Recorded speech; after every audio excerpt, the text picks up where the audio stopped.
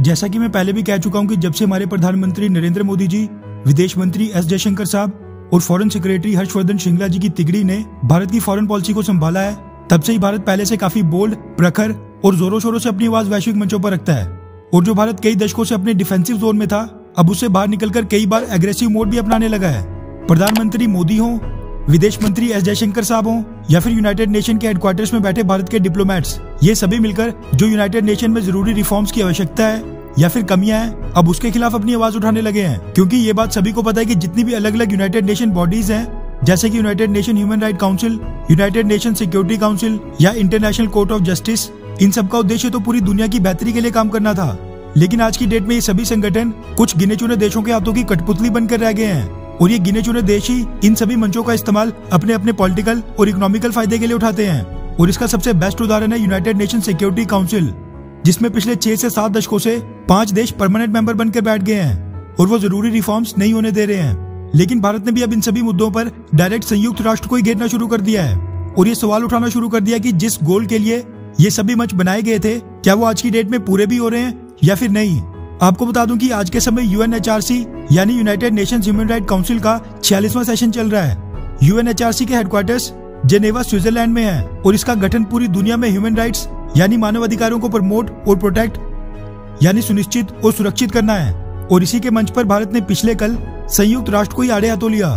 दरअसल news 18, outlook India, NDTV, Navbharat times और कई बड़े बड़े मीडिया हाउसेस के हवाले से ये खबर सामने निकल कर आ रही है कि भारत ने पिछले कल यूएनएचआरसी को आड़े हाथों लेते हुए कहा कि अब समय आ गया है कि यूएन ह्यूमन राइट काउंसिल की अचीवमेंट्स और फेलियर्स यानी उपलब्धियों और विफलताओं का आंकलन किया जाए, ताकि इसमें और भी सुधार करने के तरीके पर चर्चा की जा सके।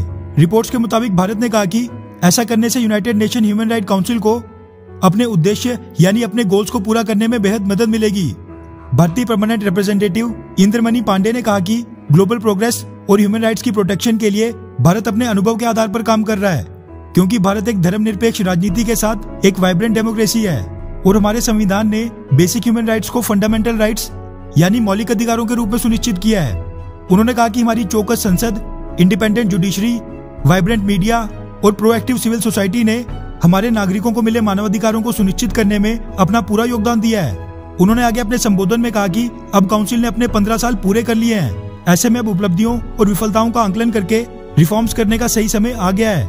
वैसे ये पहली बार नहीं है जब भारत ने किसी यूएन बॉडी में रिफॉर्म्स का मुद्दा उठाया हो। इससे पहले भी भारत कई बार इस बारे में अपनी आवाज उठा चुका है, क्योंकि ये सभी मंच अब उतने इफेक्टिव तरीके से काम नहीं कर रहे हैं और जितनी बड़ी बड़ी बातें यहाँ पर की जाती हैं, वैसा कुछ ग्राउंड में होता ही नहीं है। फिर चाहे वो पाकिस्तान में बलूचिस्तान हो या फिर सीरिया से लेकर इराक, हर जगह ह्यूमन राइट वॉयलेशंस हो रही हैं, लेकिन फिर भी ये देश बिना किसी चिंता के बैठे हैं। खैर, इस बारे में आपकी क्या राय है, नीचे कमेंट करके जरूर बताएं। अच्छा सुनो, चैनल को सब्सक्राइब करो, उसके बाद घंटी बजा देना ताकि अगली वीडियो आपसे मिस ना हो पाए। Thank you.